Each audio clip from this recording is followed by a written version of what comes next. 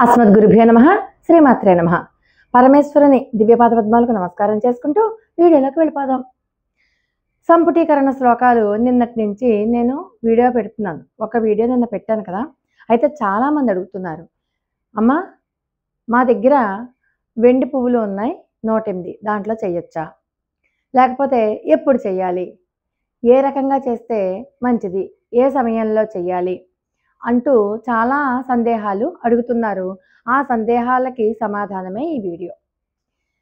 సంపుటీకరణ చేస్తూ ఉన్నప్పుడు నేను ఆ దేవతకి ఏ పువ్వులు సమర్పించాలి, ఎలా చేయాలి, ఏ నైవేద్యం పెట్టాలి, అలా కొన్ని సూక్ష్మమైనటువంటి నియమాలతో చెప్తూ ఉన్నాను. అంటే ప్రతి మంత్రానికి కూడా కొన్ని విధి విధానాలు ఉంటాయి, కొన్ని నైవేద్యాలు ఉంటాయి. అవి సమర్పిస్తే ఖచ్చితంగా ఆ కోరిక తీరుతుంది.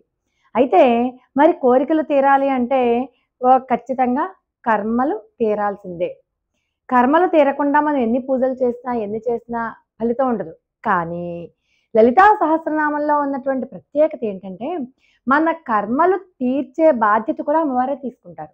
అంటే మనకి ఏ కర్మలు అయితే కోరిక తీరట్లేదు అని అనుకుంటామో ఆ కర్మ యొక్క తీవ్రతని తగ్గించి మన కోరికకి మనల్ని దగ్గర చేస్తారు అమ్మవారు.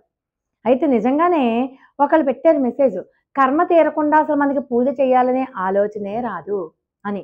అందుకనే ఎవరైతే లలితా అమ్మవారి యొక్క స్మరణ కనీసం చేస్తారో వాళ్ళకి వీడియో చూడాలని అనిపిస్తుంది, మనం కూడా చెయ్యాలని అనిపిస్తుంది, ఆ మంత్రాన్ని పదే పదే చాంటింగ్ చేయాలని కూడా అనిపిస్తుంది. ఖచ్చితంగా ఫలితం వచ్చే తీరుతుంది. అయితే ఈ సంపుటీకరణ సామాన్యంగా అయితే గురు శుక్రవారాలలో చేయాలి. కానీ మనకి శరన్నవరాత్రులు అంటే రాబోయే దేవీ నవరాత్రులైనా, లేకపోతే వసంత నవరాత్రులు అయినా, శ్యామలా నవరాత్రులు అయినా, వారాహి నవరాత్రులు, గుప్త నవరాత్రులు అని చెప్పుకుంటాం కదా, ఏ నవరాత్రులలో అయినా సరే 9 రోజులు దీక్షగా వరుసగా చేసుకుంటే అది చాలా మంచి ఫలితాలను ఇస్తుంది. ఆ నవరాత్రి సమయాలలో అమ్మవారి యొక్క పాజిటివ్ వైబ్రేషన్స్ ప్రకృతిలో కూడా చాలా ఎక్కువగా ఉంటాయి. అంటే మనం ఏ కోరిక చేస్తున్నామో ఆ కోరికను ప్రకృతి రిసీవ్ చేసుకుంటుంది. ఆ పూజని, ఆ యొక్క సంకల్పాన్ని ప్రకృతి రిసీవ్ చేసుకుని మనకి కావలసినటువంటి కోరికలు తీరేలాగా మనకి సహాయం చేస్తుంది కూడా ప్రకృతి.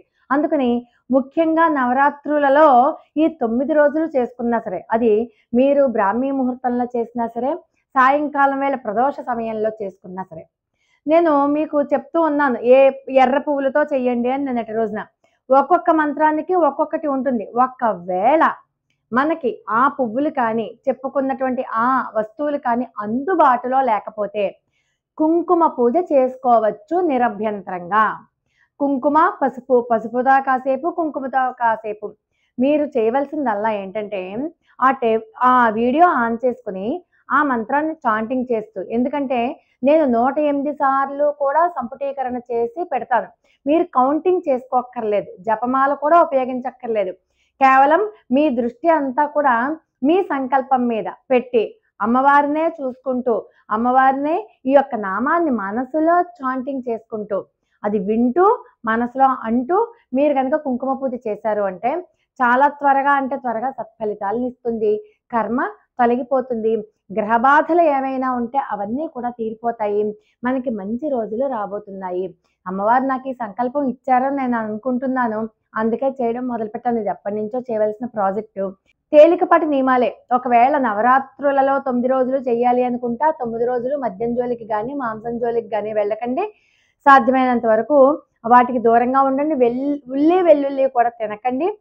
దాంతో పాటుగా మీరు భార్యాభర్తలు దూరంగా ఉండాలి. అంటే బ్రహ్మచర్యం పాటించాలి 9 రోజులైతే. అలా కాదు, ప్రతి గురువారం శుక్రవారం చేసుకుంటారా, చేసుకోవచ్చు.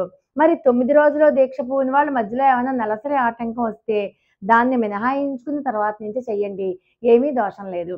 మనం ఒక మంగళవారం శుక్రవారము లేకపోతే గురువారము శుక్రవారము అలా పెట్టుకోండి.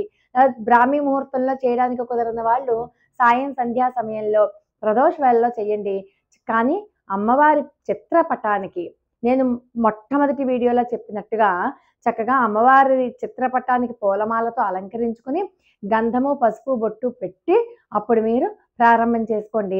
చాలా మంచి ఫలితం అయితే కలిగి తీరుతుంది. మీరు ప్రతి సంపుటీకరణ మంత్రానికి నేను ఎలా చేయాలో విధి విధానాలు చెప్తాను, నియమాలు చెప్తాను, నైవేద్యం కూడా చెప్తాను.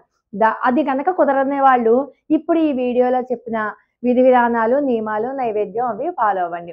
నైవేద్యం మీకు ఇంట్లో ఏమీ లేదు, పాలు బెల్లం పెట్టండి, లేకపోతే కేవలం బెల్లం పెట్టండి, లేకపోతే మీరు అన్నం వండుకునేటప్పుడే కాస్త పచ్చి శనగపప్పు దాంట్లో వేసి ఒక 4 బద్దలు అన్నం వండేసి దాంతో పాటుగా దాని మీద కాస్త బెల్లం ముక్క నెయ్యి పెట్టి అది తీసుకొచ్చి మహానైవేద్యంగా పెట్టండి. అమ్మవారు చాలా పొంగిపోతారనమాట. అలా అయినా చెయ్యొచ్చు. అది మన చేతిలో పనే. రోజు మనం అన్నం వండుకుంటాం కదా, ఏ బట్టలతో పడితే ఆ బట్టలతో కాకుండా స్నానం చేసి శుచిగా శుభ్రంగా చేయండి. ఖచ్చితమైనటువంటి ఫలితం ఉంటుంది. ఇంకా ఏవైనా డౌట్లు ఉంటే కింద నాకు డిస్క్రిప్షన్లో పెట్టండి. 108 వెండి పువ్వులు కానీ, 108 బంగారు పువ్వులు కానీ, లేకపోతే 108 మీ ఇష్టం మీకు. కాకపోతే జర్మన్ సిల్వర్ కానీ, స్టీల్ కానీ అస్సలు ఉపయోగించకండి. మిగతావి ఉపయోగించుకోవచ్చు. లోకా సమస్త సుఖినో భవంతు. మరి ఒక అద్భుతమైన వీడియోతో మళ్ళీ కలుసుకుందాం. అంతవరకు నమస్కారం.